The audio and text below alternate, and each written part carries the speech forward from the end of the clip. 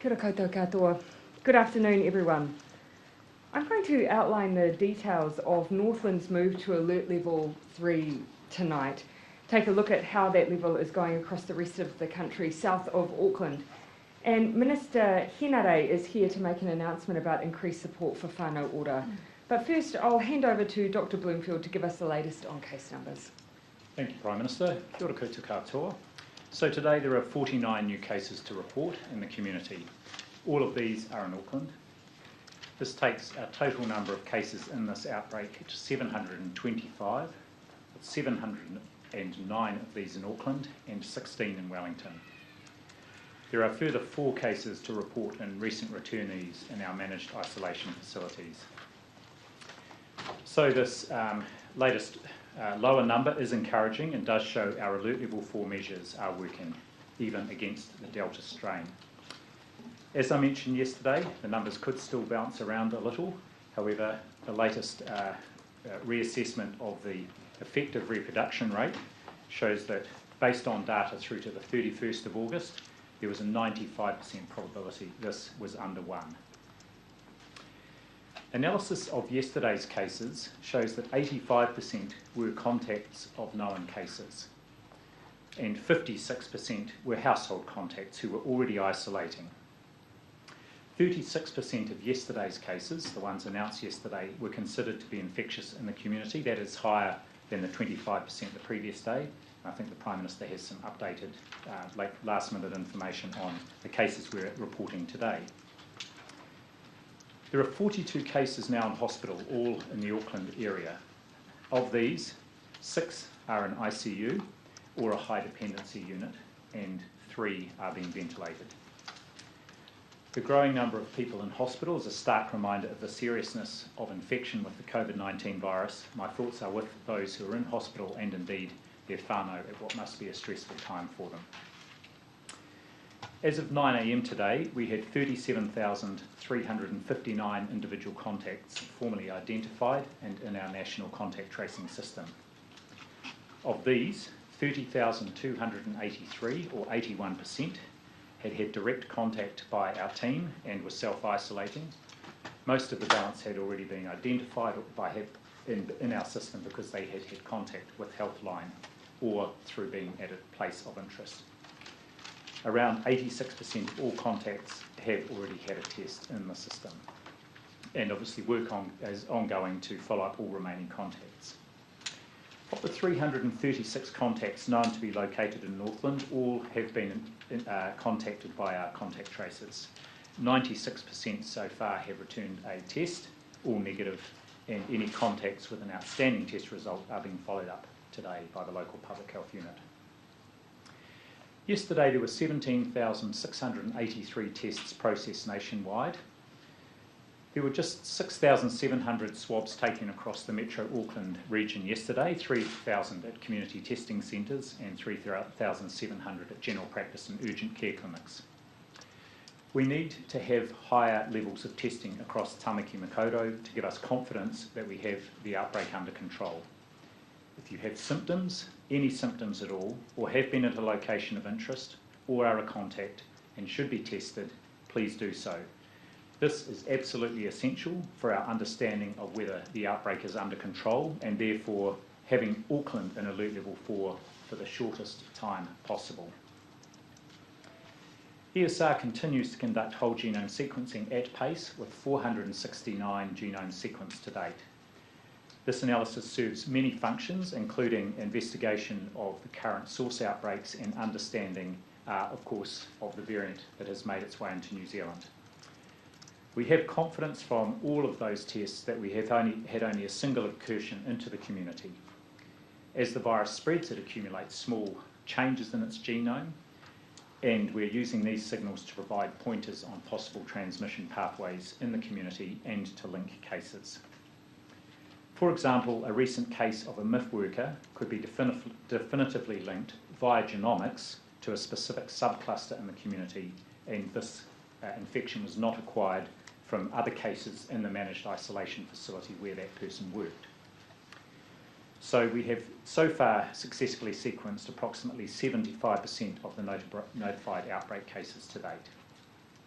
On wastewater testing, there are no unexpected results to report today.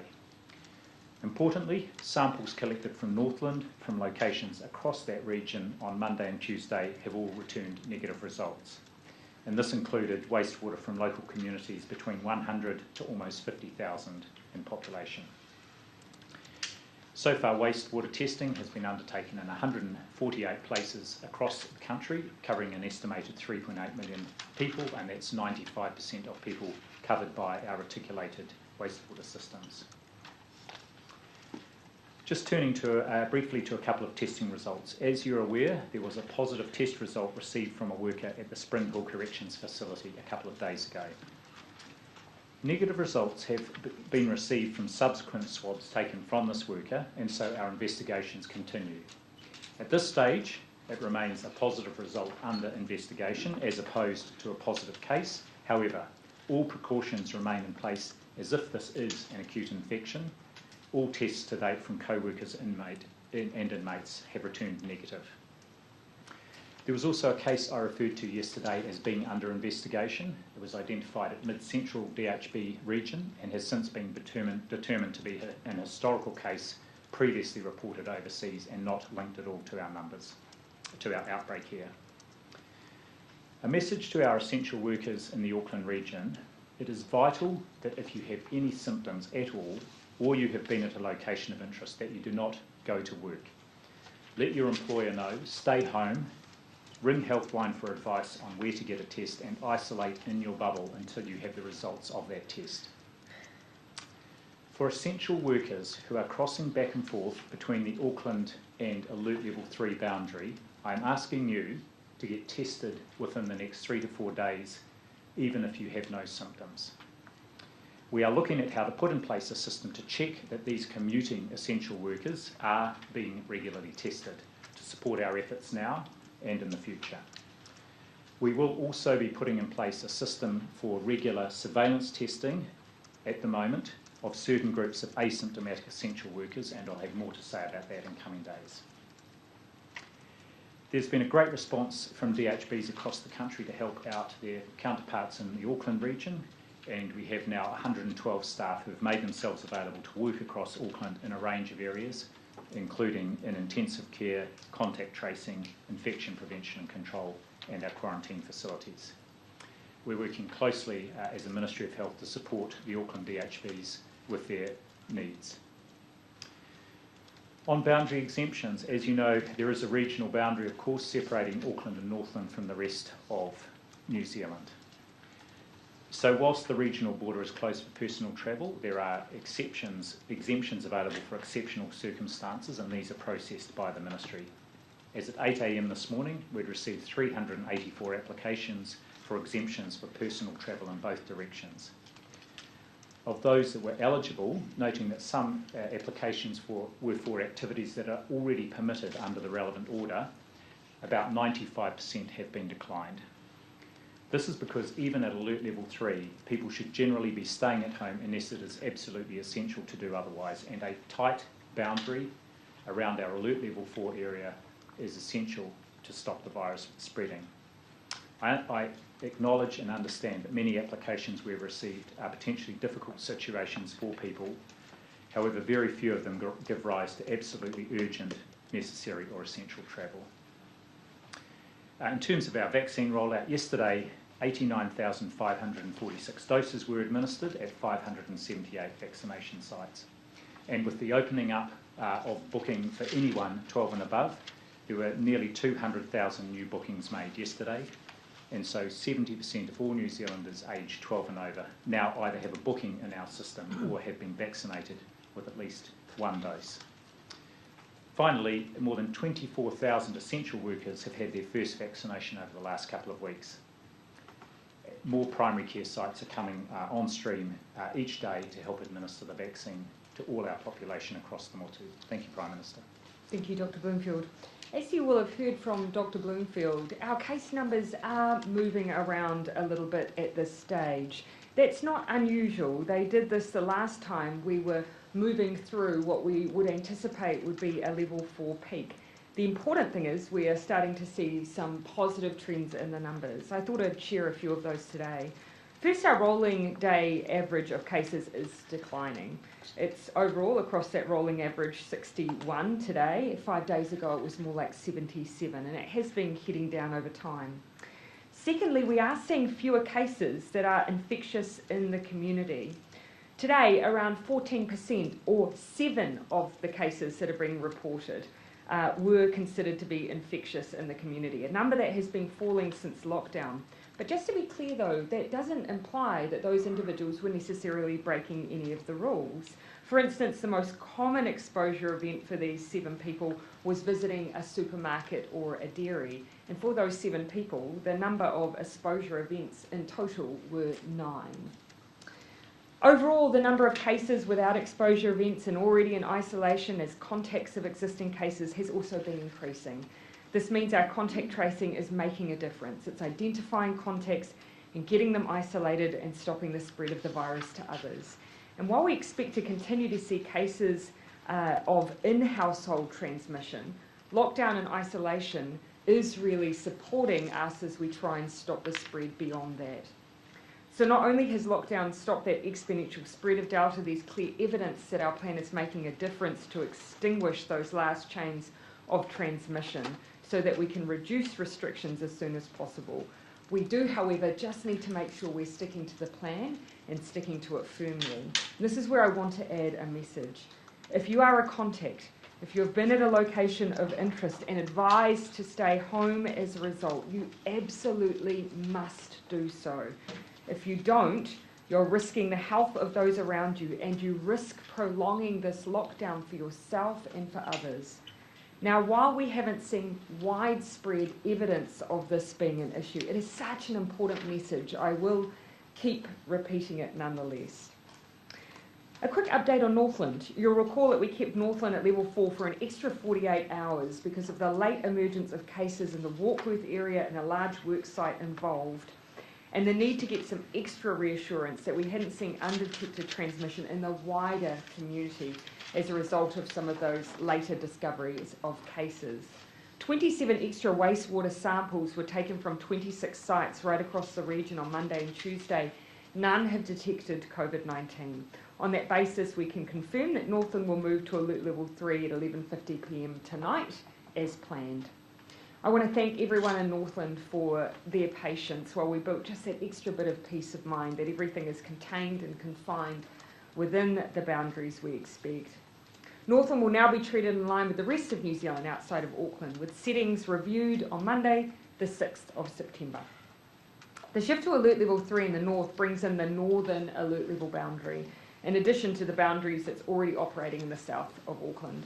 Please continue to engage with iwi regarding the management of the northern checkpoints, but rest assured the purpose of the checkpoints is to keep COVID out.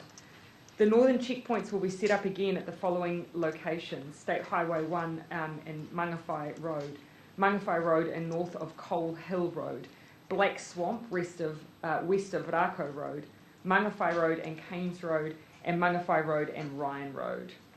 Remember that personal travel between alert levels is highly limited and requires permission or an exemption.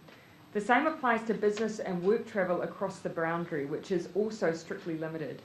These tight restrictions appear to be working well. I'm told by police that traffic movement on the southern boundary has been low and orderly.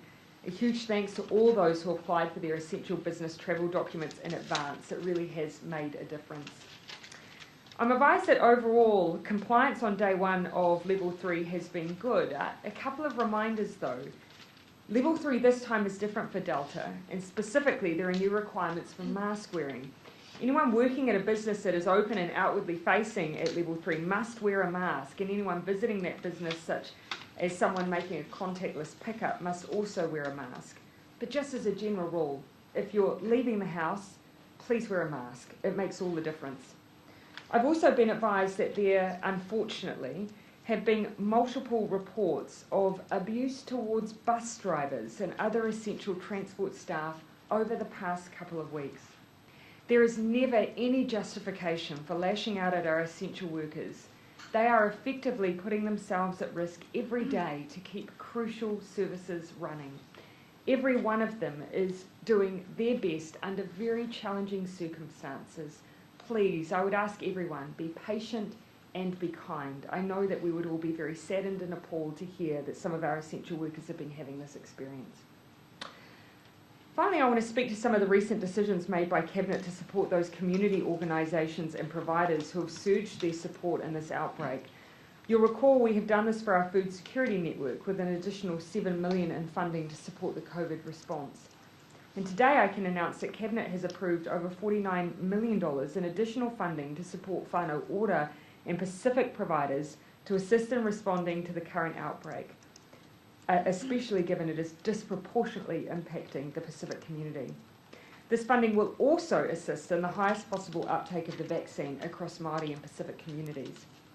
The extra Pacific funding allocation of $26 million will go towards health and disability services, sustaining the response to the current outbreak, including welfare support, scaling up mobile outreach and Pacific community vaccination services, and supporting ongoing engagement and communications to specific ethnic groups within the Pacific community. Last lockdown, Whanau Ora also rallied, adapted and evolved to meet the changing needs of Māori communities. They were a linchpin, providing not only practical support, but a huge amount of comfort for communities. This time around, the demand on their service has been even greater. The changed definition and widening of our use of contacts linked to active cases means the number of people who have had to isolate has increased. I want to hand over now to Minister Henare to set out the details of the additional Whanau Ora funding, and then we'll be happy to open for questions.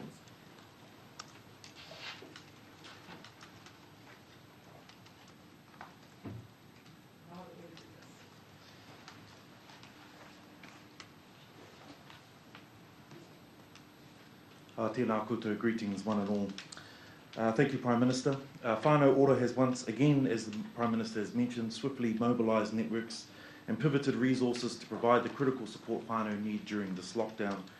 I am pleased today to announce that we have committed an additional $23 million to Whanau Ora so that it can continue to provide this necessary support.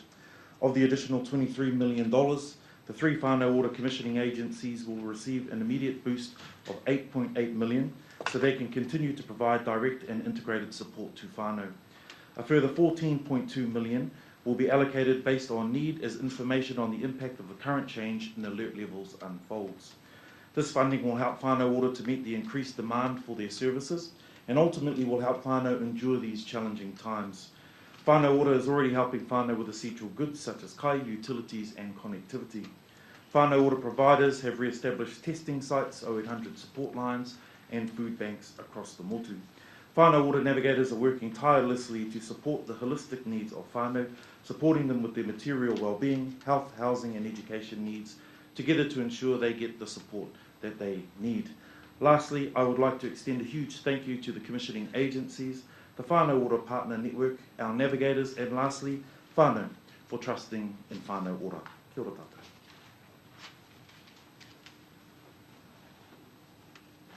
Thank you, Minister Henare. What I might do is, if we have questions on the Whanau Ora announcement, can I bring those forward and undertake those at the beginning of our question and answer, and that way we won't have too much jostling at the front.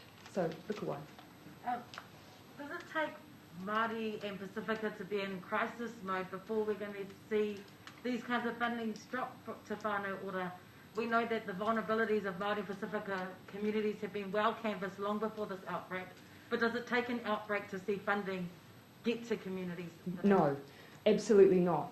We had increased Whanau Ora funding before we had the tragedy of COVID-19 as a pandemic affecting our Māori and Pacific communities. So absolutely not. But what we also recognise is the additional impact that this pandemic is having on those communities. And I would say the same for the vaccine rollout. We already had additional support for the vaccine rollout for Māori and Pacific communities. This is on top of that once again. But I'll let Minister Henare speak to some of those numbers. Thank you, Prime Minister. The numbers of the most recent Whanau Ora budget of 2020 was quite clear that there were 2 parts to that. That was for the response and the resilience for whānau. So we want to continue that, and which is why this particular announcement today is for the immediate response that Whanau Ora have been able to swing and pivot into action right away. I would also like to add that with respect to that response, we made it clear when we negotiate with our commissioning agencies that the money that was given and offered for the resilience and building resilience of Whanau would continue to be an agile and nimble process as we look towards responding towards lockdowns like we've seen in the past couple of weeks. So, no, I'm proud of the work we've done for Whanau Ora, and we'll continue to support a kaupapa that works. What does that funding breakdown look like? Well, how is that going to be broken down? So, of the $23 million announced today, I've already mentioned $8.8 million will be distributed under the normal Whanau Ora formula. That means it's spread across the 3 commissioning agencies. I also said that, a further $14.2 million would be held back while we assess the need of ongoing support required through this particular lockdown. The Prime Minister and Dr. Bloomfield have already stated that Tāmaki Makaurau is at the heart of this current lockdown, so we want to make sure that those resources are aimed and targeted at supporting where it's needed the most.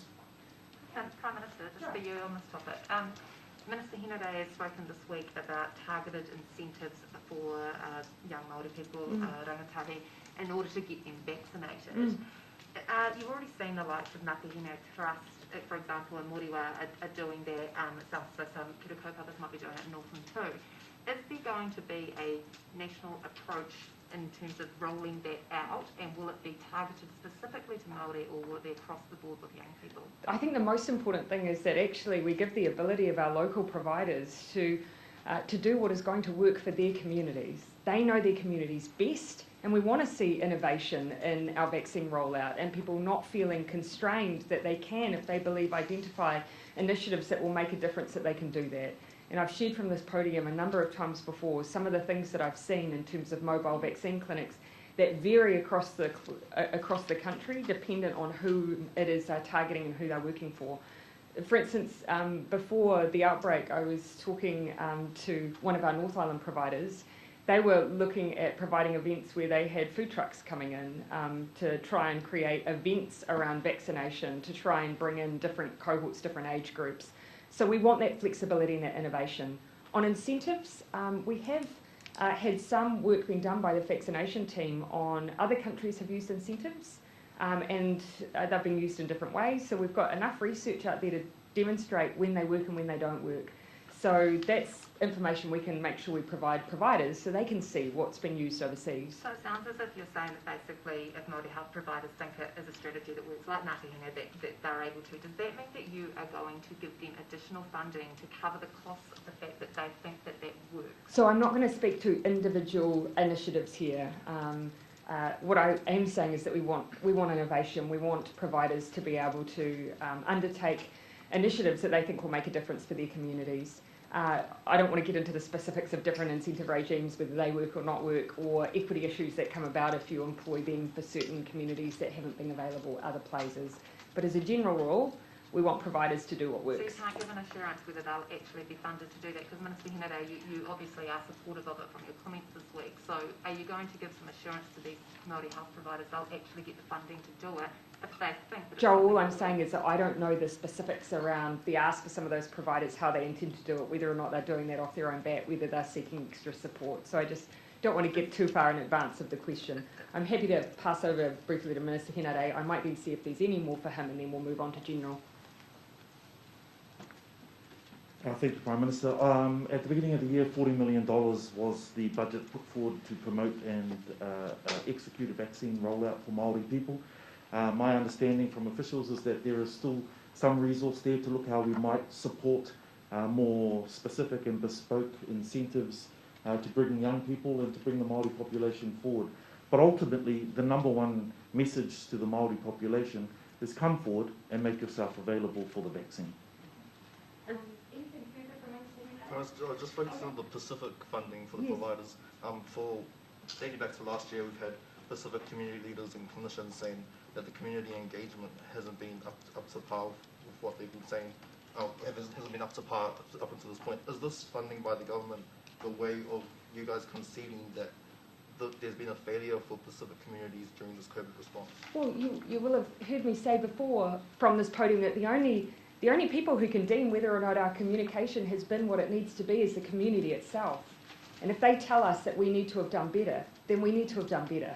And so in the last outbreak, we equally put in support for those providers that we were really calling on for surge capacity, helping with welfare needs, extra testing. So those communities that we've called on are then the providers that we're then supporting with additional funding. So that's what happened last time, that's what we're doing again.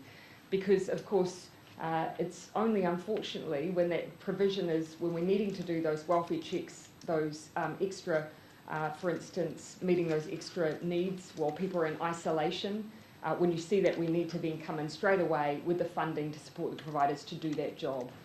In other outbreaks, that hasn't always been the case. You didn't see that, for instance, in other parts of the country more recently when we've had outbreaks. So where the need is where we go. Just to follow on from Joe's question, Yep. is allowing for that space for innovation in the Maori vaccine rollout, is that just purely because the government doesn't know what they're doing when it comes No. to the Maori vaccine rollout? You can't have it both ways. So, of course, we have a duty to make sure that we are making the vaccination program available, that we are working alongside providers in community and we are funding them to support them to roll out in community. But at the same time, of course, we have to allow innovation as well. If we were too regimented on the provision, then you wouldn't see some of the initiatives that have managed to reach into communities because those providers know their community best. Dr. Bloomfield, you might have something you want to say on that. Just to say that, as Minister Henare said, there was funding made available right at the start of the program, recognising that both Māori and Pacific providers would have additional costs to stand up the vaccination programs they're delivering and to work with them to ensure that they had both flexibility but also access to other support and resources that we can provide from the centre, including comms resources and so on. So that's been in place right from the start of the program. Clearly over the last 2 weeks we've seen that big increase in vaccination rates, including amongst Māori and Pacifica. So we are looking at what additional resources they need and regular conversations underway. Yeah. Dr. Bloomfield, Okay. can I, this is Trevor. kind of a triple barrel, but if you could maybe give us a bit of an update about how many negative pressure rooms we have and how many more are being added, also how many more ICU nurses are needed to join Auckland's response, and then just following on from that, were hospitals prepared enough for this outbreak should those things have been ready to go if we knew that Delta was likely to reach New Zealand? Thank you, and I'm going to start with just a correction of the numbers, which is not a question you asked, but the number I gave of 736 total cases, sorry, I gave 725, that's the number of active cases. The total for this outbreak should be 736, with 720 in Auckland and 16 in Wellington. Because we have 11 recovered. We have 11 recovered.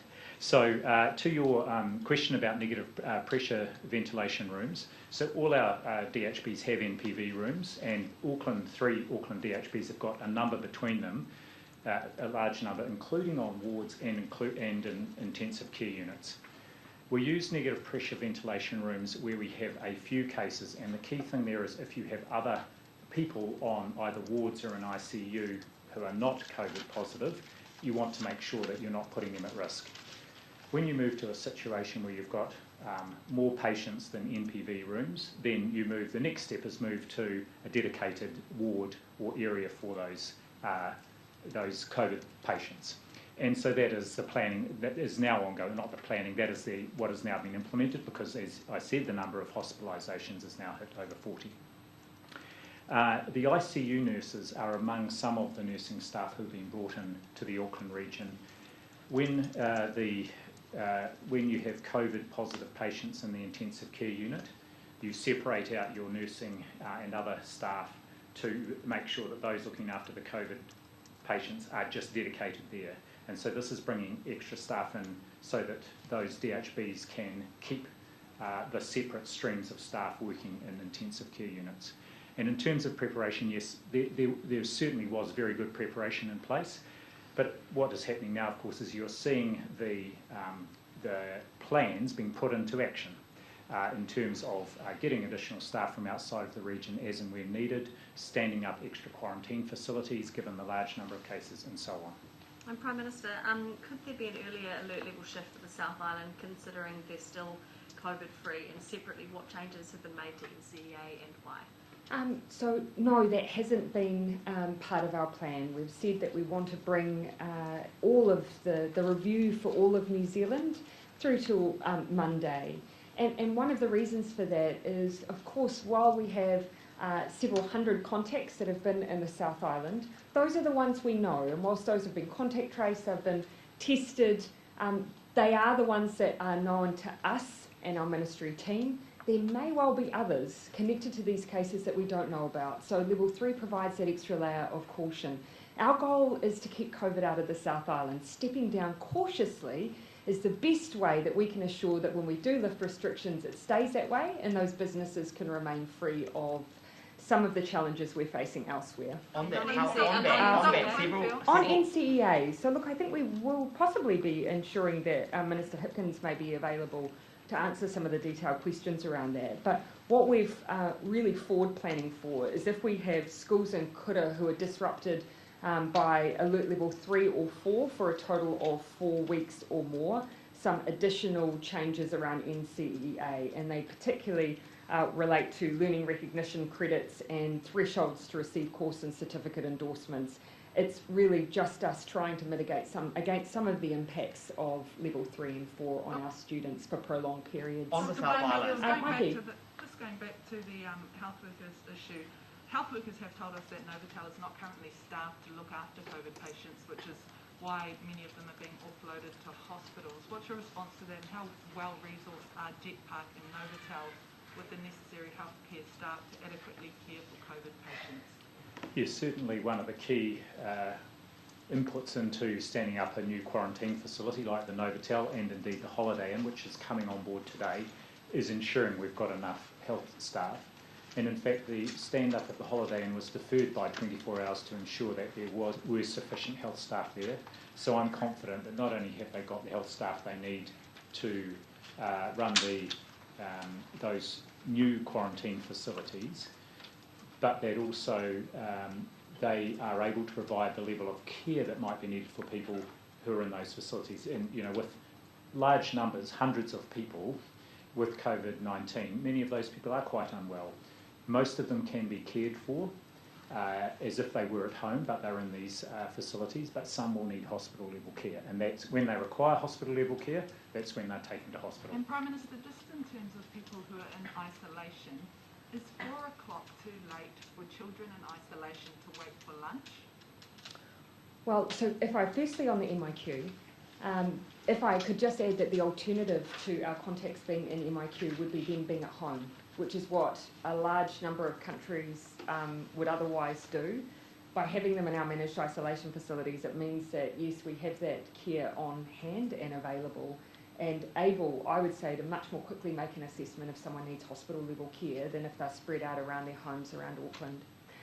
On your question, that is not usual practice within our isolation and quarantine facilities. Certainly from what I know of them, they are very regular and routine in their provision of service to those who are in our facilities. And 160,000 New Zealanders who have been through our facilities would be able to attest to that. So if that's happened, that strikes me as being an unusual set of circumstances, and I would be happy to look into whether or not what issues have caused that. It has happened, and there's... I picked that up from your question. Yeah, there's distressing video of a woman in MIQ with her children waiting for them to be fed, and then she's broken the bubble and gone down to see staff members. Is that disappointing, and what sort of is being done in terms of the mental health impact for people in isolation with children and ensuring that they get what they need, including exercise? And of course there are different restrictions around people who are COVID positive, around their ability to move around facilities. But our teams in our managed isolation facilities do an incredible job of particularly trying to care for families where they have children, learning packs, providing as much stimulation as they can for those kids because they know how difficult it is. But as I say, 160,000 New Zealanders have been through our facilities and by and large have an incredible experience despite the tough circumstances. I would need to look into that individual case to understand what happened there specifically, because that is not usually the experience of most people. People not wanting to comply if we have that sort of service? What is critical is that people comply. It's critical. It's critical to the health and safety of the staff and to the families. And what you're explaining to me sounds highly unusual given the 160,000 people we've had through, and I know the huge act of service that our MIQ workers give to working in those facilities every single day. Prime Minister, Yes, I'll just point around those who haven't. Jane. Can you please outline what kind of effect bringing staff in from other parts of the country might have on elective and outpatient? Also, the age of people in ICU and their status. And for the Prime Minister, can you talk a little bit more about those positive exposure events? Is that 36% concerning, and are you still looking at stricter essential worker rules? Sure, I can do that. So just on the former question about staff coming in from other district health boards, that's one of the things, of course, that the DHBs would be considering, is their ability to make sure they can keep delivering service. Just over 100 staff coming from around the country, remembering that we have around 70,000 staff employed in our district health boards around the country, so it's a small proportion of our total staffing. And the DHBs who are offering staff up, and I'm grateful to them, will be thinking about what other arrangements locally they could put in place, for example, using staff from casual pools. The question about the age profile of people in ICU, I'm sorry, I only have the breakdown of people in hospital in total. I do know that the youngest person in ICU was 18, and what I would say is all are stable, but anyone who is ventilated in ICU might be stable but quite unwell, and so that's an indication that, again, this is not a trivial infection, that some people are very unwell in our ICUs. Prime Minister. And just to finish on your question, so I mentioned of those cases that we've had reported today, that 7 were considered to have been infectious in the community, and that in total they had 9 exposure events. So they might have more than one per person, for instance. But just to give you a quick insight, 5 were visits to the supermarket or dairy. The next highest was 2 visits to a health service or pharmacy. So it just gives you a sense that they actually on this list for the most part, and 1 was an essential goods or service worker. So for the most part, we've seen things that people are permitted to do at level 4. For yesterday, we had a higher number of people who were essential workers, but then in and around that, it was still things like supermarkets, pharmacies, and health clinics. So is that an acceptable, I know there's no acceptable level of risk, but in terms of those essential services and just the fact that people are going to have to be going to those places, are you satisfied with the rules and standards that are in place in those essential workplaces? So 2 things that are really important for us, that we still have the very best infection protection controls we can at those places people are still able to go. And that's one of the reasons why we have a limited number of places that are open. It means that you are able to see fairly rigorous controls in place at places like supermarkets. So that's one thing, try and reduce the risk of places that people just have to be able to go to. The second thing we want to really start seeing is either a greater proportion of people who are already identified as contacts or household contacts and are therefore at home, because then you get no exposure events attached to them if they're following all of our guidelines and rules. So honing in on some of those mystery cases, seeing if greater surveillance testing in certain areas can help us get ahead of some of those, or earlier on identify some of their links to get those numbers down. Those are 2 particular focuses for us at the moment. So we have been looking at that. Early suggestions seem to be that where we are seeing cases, often the most common workplace cases are actually being brought in outside of the workplace, and then there happens to be limited transmission within those workplaces. We've seen good responses from workplaces where that's happened, but the common theme seems to be if you're in very large factory-style situations that might not have good ventilation. Very, very hard in those scenarios. So the best thing that we can do is just get people out of circulation as early as possible. So nothing yet, but our public health team are analysing everything very carefully. I'll come to the back to Thomas, then Gina, then... Is the government currently in talks with private security contractors to help New Zealand evacuees leave Afghanistan? And if so, or if not, would you object to using private security contractors to get people out? So I've asked our ministers and agencies to bring forward advice to Cabinet on bringing those remaining New Zealanders out of Afghanistan. You'll forgive me for not wanting to talk in too much detail at this stage, but very conventional options are on the table, obviously.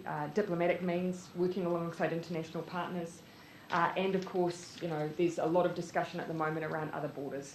But I wouldn't want to at this stage get into more detail than that. I also don't want to talk too much about where our people are that we might need to be removing them from. But I will, once Cabinet's made decisions, report back to you.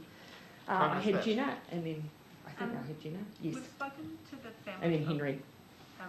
We've spoken to the family of a man who is dying. His brother has been granted a humanitarian border exemption by the Ministry of Health to say goodbye, but he's been declined an emergency MIQ spot because he's not a citizen.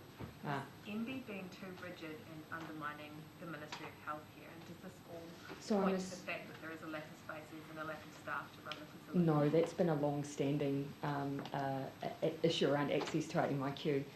You use the word citizen, so I assume therefore that the person doesn't have permanent residency either. So of course there have always been limitations over who can access our managed isolation facilities, and that's been the case since they opened, unless of course you're coming in for the longer term.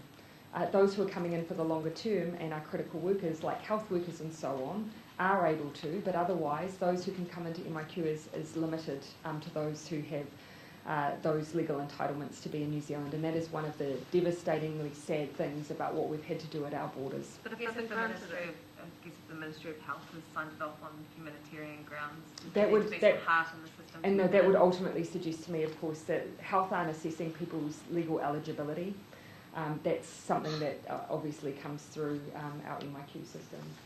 And, do you have any concerns about Dr. Bloomfield, do you have any concerns about the visitor policies in place at any of our hospitals, as some of them are more strict than others? What sort of policies? Sorry, just missed visitor policies. Visitor policies. Well, there's a very clear set of criteria, instructions nationally, but then the way that is applied locally is up to the individual DHBs, as long as they have absolute rigorous measures in place to reduce any risk. So there may be some flexibility locally, but there's very clear guidance nationally. Prime Minister, are you totally comfortable with the fact that 3 people, stuff nose off, went to Auckland Airport, are able to fly around the country during level 4 without any kind of exception? And are you totally comfortable that that hole has been plugged and actually can now checking everyone? Yeah, so of course we have put in our expectations around really only those people who are deemed to be essential workers and who are required to move around as part of fulfilling the essential work to be accessing regional travel. So regional travel is available, but on very limited circumstances. So without speaking to individual cases, we have had checks taking place. Airports have been reporting into us what they've been seeing. But of course, we actually want people to do their bit as well. We need everyone to make sure they're following the rules and complying so that we can lift restrictions as soon as we can. Is the $300 fine enough, or is that not enough of a disincentive? Well, I would have thought that potentially passing on Covid-19 to others would be the biggest disincentive that there is, and doing your bit for your community is the biggest incentive there is. But of course we do always keep an assessment on fines relative to each other as well. It's something Minister Hipkins particularly keeps an eye on. On those cases yesterday, you were saying 36% were infectious by in the community. But that doesn't quite match up the number of people who are not contacts. So are there people who are contacts and don't know it? No. So a good question, and we're digging into that a little bit further. But the one assumption that you can't make, of course, they might have not known that they were a contact for all of their infectious periods. So they may have been contacted as a contact. And then isolated, but have already made a few visits to a supermarket or may have already gone to work before they were advised. So that's the difference, but we are drilling into some of those numbers in order to assess whether that's the case or whether or not we have issues with compliance. But generally our public health units are generally reporting what they believe to be overall, not perfect, but good levels of compliance. So we're well past 2 weeks on from the... you misunderstand. No, you misunderstand me. So you can still, of course, be identified as being a contact while you're in lockdown, but have still gone to the supermarket or gone to the pharmacy. No, I understand that. I guess new primary. We're well past 2 weeks Yep. of lockdown. Most of these cases now, are they still mostly household cases? Can you have a rough idea of the proportion of the new cases of the last week or so? Yeah, so we've been giving percentage numbers daily, and you are seeing those household numbers increase, and we are seeing the number of exposure events attached to other cases decreased. But I think what we really need to see is those unlinked cases. They're the ones where you're most likely, therefore, to see exposure events because they haven't been advised they're a contact or they're at risk. So that's where we see them going out as essential workers. So while they're tracking in the right direction, they're not zero. So that's what we really want to start trying to get a much better handle on and get in front of, with using the intelligence we have to get a bit more surveillance testing out there in certain areas. But your comments on that, Dr. Bloomfield? So just generally, Because it's the right questions that we're asking. the last 4 or 5 days, over at least 50% and somewhere between 50 and 60% of people have been household contacts. The other thing about yesterday's, which was our quite large number of cases, 45% of those were a result of day 12 tests. So they might have been people who had been waiting, were still asymptomatic, had their day 12 test and were found to have been a case, but they had been isolated. Is there a natural ceiling? Is there a natural ceiling to the outbreak then of when you run out of those household contacts? Obviously, with 36,000 or so wider contacts, you'd hope that the outbreak would never get to that level. But surely you've got a kind of idea of how many people are in a household now. You could say maybe 2. And we know the positivity rate of those households as well. Yes, so we're modelling that, and our person who does the modelling has just been off for a couple of days unwell, but we're modelling what are the total number of cases we might expect from the household contacts, looking at the infection rate that we've seen to date, which has been about 25%, but it'll probably go up a bit. And then we can say, well, we're going to get to a point where that's where that this is the number and this is where that's likely to finish. But that's really not where our focus is. Our focus is on those other cases, and that's where we put our investigative sort of capacity is on those cases that are, on the face of it at first, are not linked. Just on contacts, how many close contacts are still isolating in the South Island, and how many of the close contacts in the South Island are still waiting for day 12 test results? So I can't remember the exact number, but I've got them because it's for question time as well. So we have 500. Oh, sorry. Unless you've got them as well. I haven't got them yet. Sorry. We've got 512 who were identified as non-contacts in the South Island. Of that now, the number is down to 15 who are overdue their day 12 test and are being followed up. 7, and then I believe in addition, 7 are not yet due their day 12 test. But I would just caution that those are the contacts that we of course know about. So we don't base every alert level decision just on known contacts. We also identify the relative risk of getting it wrong if you don't know all of the contacts. Every one of those people had a negative test initially. And how many of those 512 are still in proper isolation? Yes, so they all have ongoing checks to ensure they are. So there was a misconception yesterday in the House that somehow the contact tracers have done absolutely their job. Those 512, you can see the compliance is really high. We're just chasing some remaining day 12 tests. Do you have the number? Mark, then Ben, and then I might need to get in the House. Mark. On mandatory record keeping, there's been an open letter signed by a number of academics, including people like Sean Handy and Susie Wiles, saying that the government should legislate to protect that contact tracing data from being used for any other purpose. Oh. Is that something that you'd look at? Minister had indicated he might, but then said actually his assurance should be enough. Yeah. Well, look, we intend to use it for nothing else, so there'd be no reason why we would be worried about having that additional assurance. But would you mind if we just go away and look at look at the fact that that might already be the case? I would have thought, actually, in the way that we've built it. Australian leaders are increasingly talking down Delta and their chances of eliminating Delta. More specifically, Scott Morrison's called it absurd. Yesterday, Josh Frydenberg said it can't be done. What do you make of this criticism of New Zealand's approach? And secondly, where currently is your confidence level that you will be able to do it? Yeah. Well, the first thing I'd say is that Delta is different. No one's denying that. But I think what you'd also certainly see from everyone is a view that actually the focus has to be before you change up your plan is vaccinating people. And that's what we've always said. Elimination is the best strategy for us while we're vaccinating people. And then we'll continue to look at all of the evidence going forward. We've said that for some time, but for now, it is the best strategy for us.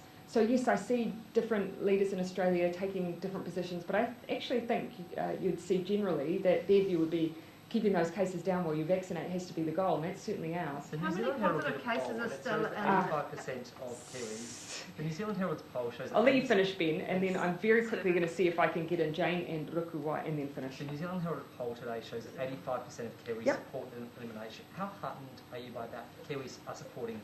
Really heartened, and you can see that in the compliance. And this is a strategy that has worked because New Zealand supported it. We just need to keep going. Jane and then How Rukuwa. many positive cases are still not in MIQ? Do you know, are the new quarantine hotels ready? Yes. And should people with Delta be allowed out of their rooms to exercise? So we already, as I understand, we already have the capacity we need for all of those cases that are being identified today, and we're bringing in additional space as well. And on the backlog, I understand that it's been cleared and that we essentially, as the new cases come in, it's now just a matter of transferring. In terms of... experts saying people should be confined to their rooms because of Delta. Yes, and that has been the practice when you are a COVID positive case.